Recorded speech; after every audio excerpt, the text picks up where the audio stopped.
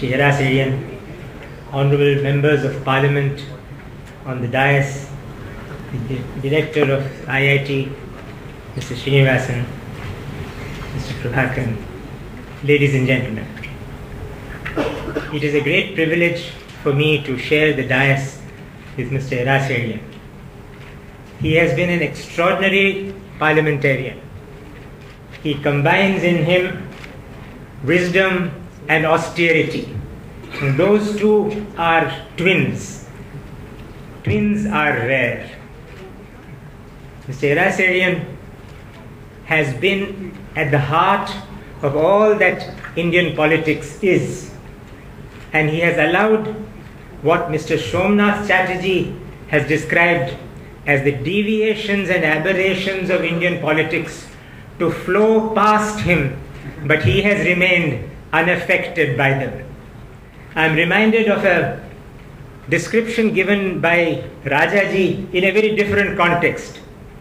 Rajaji said, "It is very easy to sit on a plank at home on Ekadasi and fast, but it is very difficult to sit in the middle of modern cafe at meal times and fast."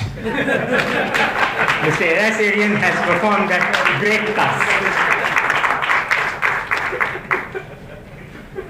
Friends, chance or coincidence have to be the best designers. Who or what but pure coincidence could have enabled our host today to have conjured three names of parliamentarians with the perfect blend of four names, with the perfect blend of legislative credit, and with all of them belonging to different parties, different regions, and different languages. Only chance could have made representative democracy in India so representative in the award ceremonies of today.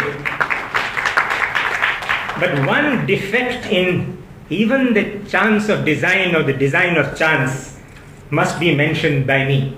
I refer to the fact that all the winners seem to be men. I feel that in this award ceremony, not exactly a reservation, but the beauty of chance should allow some of the extraordinary women legislators and parliamentarians of India to also play a part in the ceremonies of recitation. I salute chance. But I do so without detracting from the inherent merit of the gentlemen who have been conferred the Sansad Ratnas. They have not achieved what they have achieved by chance or by a fluke. They have, as we have seen, earned their achievement. They have earned their distinction. They have earned and deserved their award. I applaud the winners. With all of you, I celebrate their achievement and I commend their example to their peers. And yet, I cannot but express a contrary opinion today. And that is that not just these award winners and their award-winning predecessors, but every member of Parliament should have been found to have done as well or nearly as well as these award winners. In any situation, some have to excel over others. They have to stand out. Even in the defense forces, where every man or woman in uniform has the same valor, the same discipline, the same courage, some do get the Veera Chakra and some the Paramavir Chakra. But Veer they all are. Is the case the same with our parliamentarians and our legislators? Some may shine and some may sparkle and some may stun us by their caliber. But are they all Ratnas? Membership of the Houses of Parliament requires a level field of performance in what may be termed the basics of parliamentarianism. Has that been happening? Some are regular in their attendance. We have just seen the outstanding example of the Member of Parliament from Bikaner. Others are more like frequent visitors. Some put a good number of questions. Others keep their doubts to themselves. Some make a tidy number of speeches. Others opt for silence. Excellence is optional. But should pass mark performance also be optional? It has been said that speech should improve upon silence. But silence cannot improve upon silence except in a rishi. And shouting cannot take the place of speech except in a public meeting, and that also when the amplification has failed. Attendance, questions, and speeches in legislatures are of course optional, and honourable members are entitled to opt for those forms of conservative combat. But walkouts too are optional, as is raising one's voice beyond the requirements of audition, stepping into the well of the house, tearing documents, and hurling objects. That option is frequently exercised. But on a larger plane, is parliamentary accountability optional? Is legislative duty a matter of chance? Is giving one's worth as one elected to one's electors subject to the whimsies of volition? Today, as we just heard said, is a magnetic anniversary, Baba Saheb Ambedkar's birth anniversary. Let us ask Baba Saheb's memory this question, or let us put to him this proposition. I would like to tell him, Sir, Baba Saheb, you will be glad to know Parliament has a committee on ethics. But I can hear him rejoin, I did not know ethics can be achieved by a committee.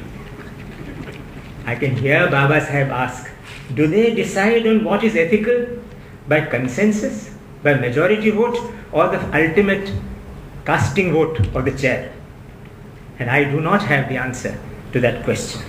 If that were possible, if ethics could be governed by a committee, how much good, how much welfare, how much progress would we not have achieved by committee?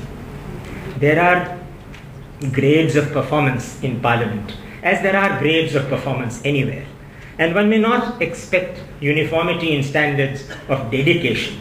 In fact, one may definitely expect the opposite. One may expect variations, wide and oceanic variations in individual records.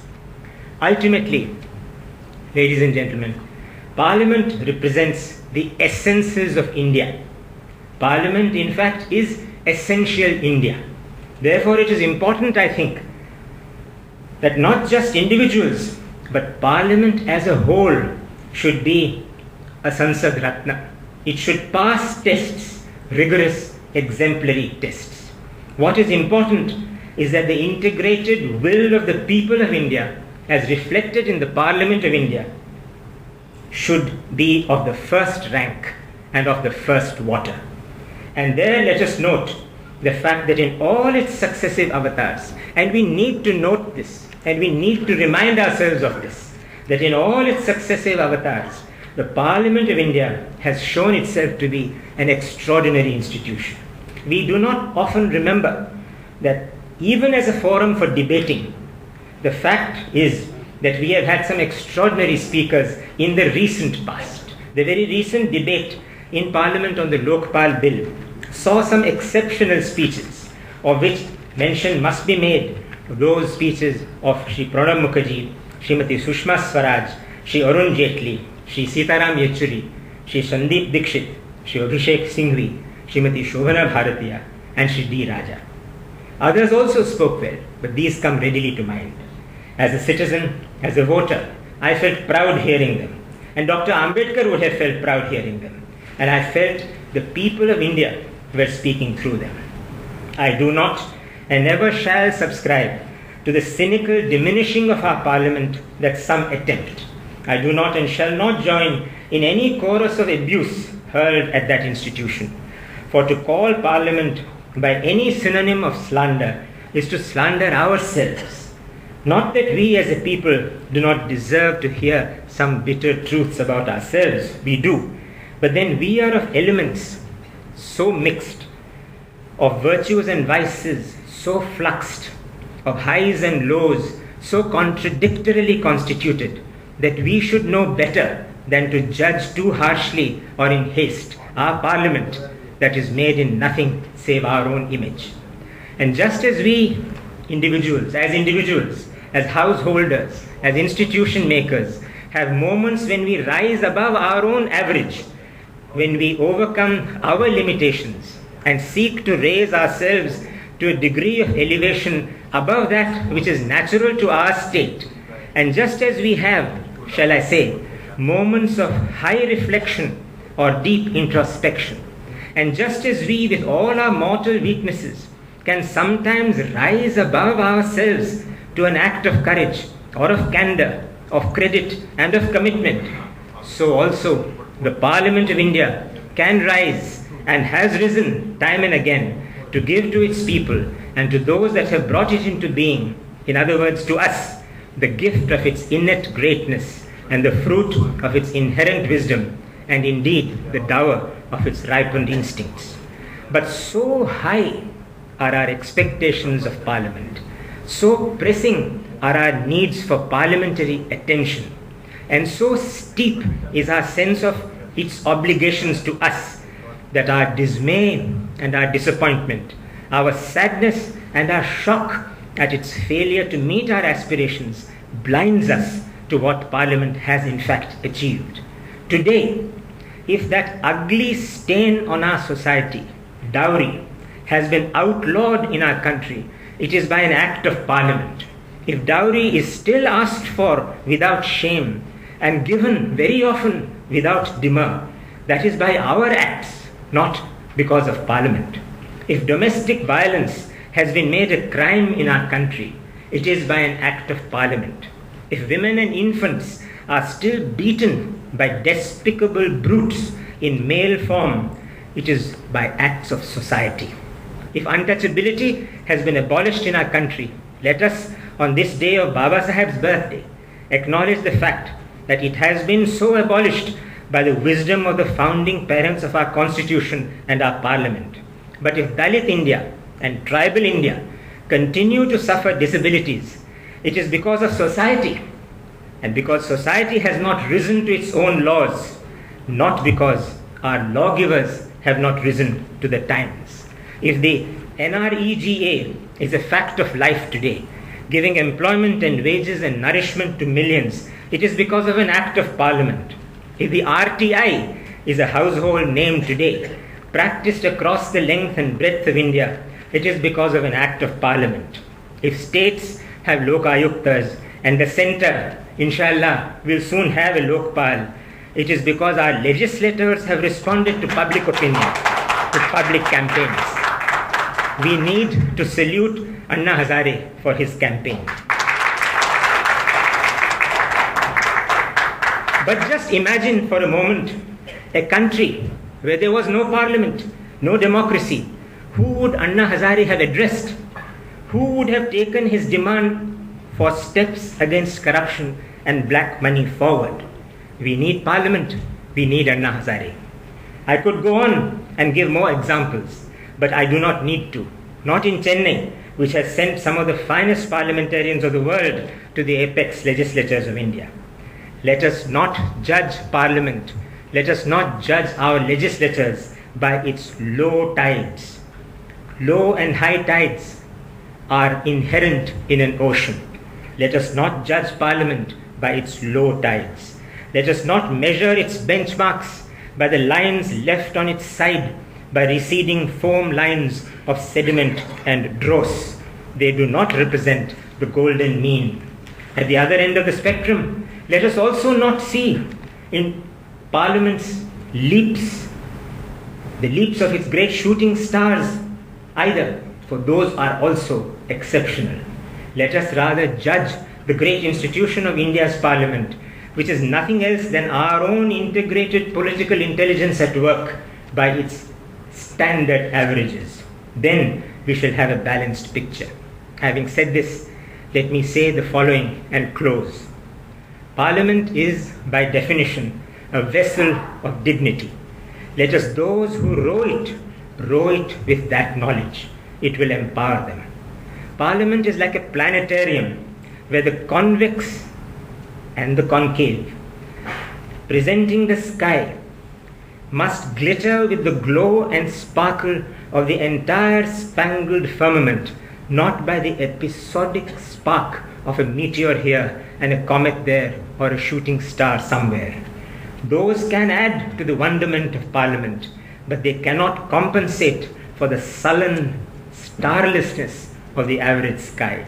That sky must not be starless.